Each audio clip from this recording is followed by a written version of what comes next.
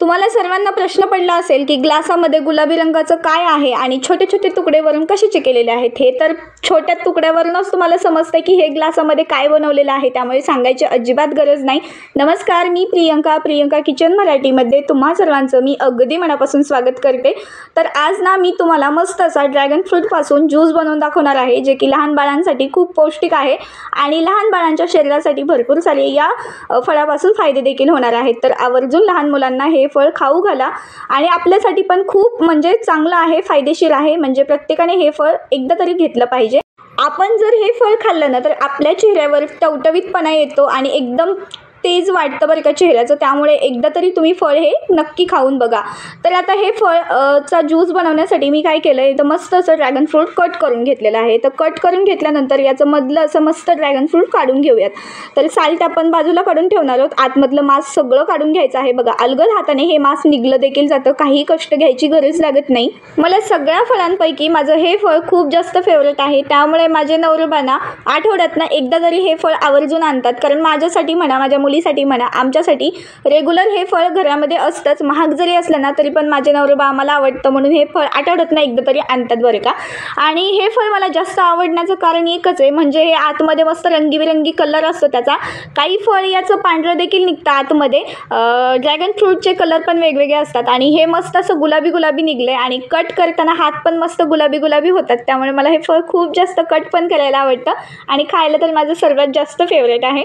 तर बघा, हव्या त्या आकारामध्ये तुम्हाला ड्रॅगन फ्रूट कट करून घ्यायचं आहे।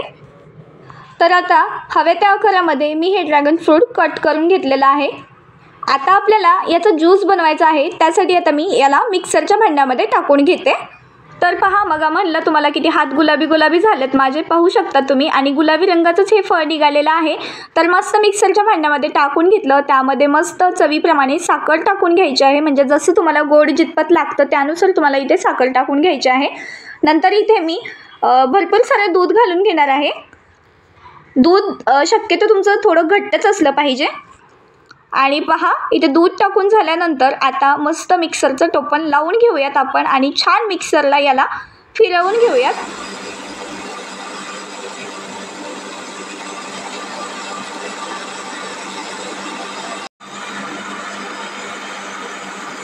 तुम्ही पाहू शकता, दूध आणि साखर घालून हे फळ मी चांगलं मिक्सरमध्ये काढून घेतलेलं आहे। तर तुम्ही पाहू शकता किती कलर मस्त आलेला आहे।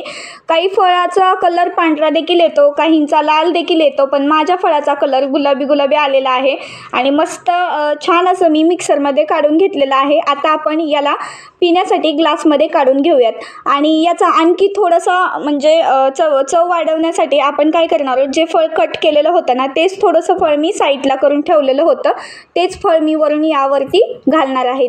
तर चला, साईडला थोडंसं मस्त असं कटिंग करून ठेवलं होतं फळ आणि या ज्यूसमध्ये आपण तयार केलेलं हे फळ थोडं घालून घेणार आहोत। मस्त असं कट करून घेतलेलं साईडचं फळ टाकून घेतलं यामध्ये। तुम्ही हवं तर यामध्ये ड्रायफ्रूट्स पण ॲड करू शकता, पण मला असंच प्लेन आवडतं प्यायला। तर तुम्हाला ही माझी आजची साधी सिंपल ड्रॅगन फ्रूट ज्यूसची रेसिपी कशी वाटली कमेंट सेक्शनमध्ये नक्की कळवा। व्हिडिओ जर आजचा मनापासून आवडला असेल तर व्हिडिओला एक लाईक जरूर करून घ्या आणि चॅनलवरती नवीन नसाल तर चॅनलला सबस्क्राईब देखील करून घ्या। चला तर भेटते तुम्हाला अशाच पुढच्या रेसिपीसोबत।